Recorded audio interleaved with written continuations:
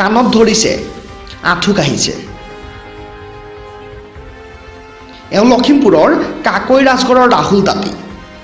ৰাজপথত কাণত ধৰি আঁঠু কঢ়া ৰাহুলে দুদিনৰ আগলৈকে ফেচবুকত দপদপাই আছিল। ফেচবুকত দিছিল পাকিস্তান জিন্দাবাদ পোষ্ট।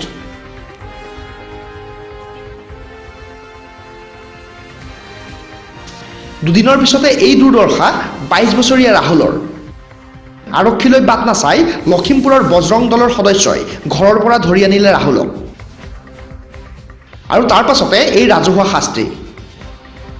ৰাজপথৰ মাজত ৰাহুলক এনেদৰেই কাণত ধৰি আঁঠু কঢ়ালে বজৰং দলৰ সদস্যই।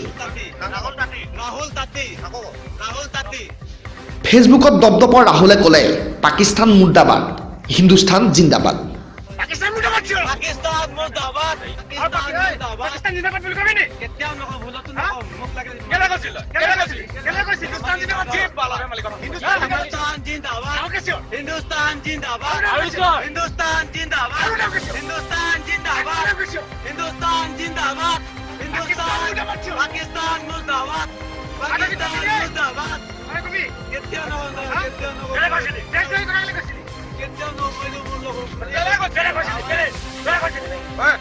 ইফালে অভিযোগ উঠিছে যে ৰাহুল তাঁতী বিজেপি যুৱ মৰ্চাৰ সদস্য।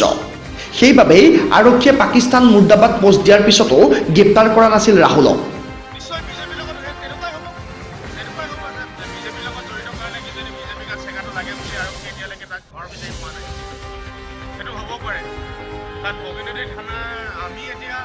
ফেচবুকৰ প্ৰফাইলটোৰ পৰা আমি বিচাৰি পাবলৈ আমাৰ 4 ঘণ্টা সময় নালাগিলে। আৰক্ষীটো এটা বৃহৎ এটা তেওঁলোকৰ হেৰি আছে, চোৰাংচোৱা বিভাগ আছে, তেওঁলোকে গম নোপোৱাটো আচৰিত ধৰণৰ কথা।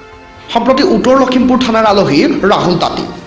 লখিমপুৰৰ পৰা Ziaul Ali, news 24 north east.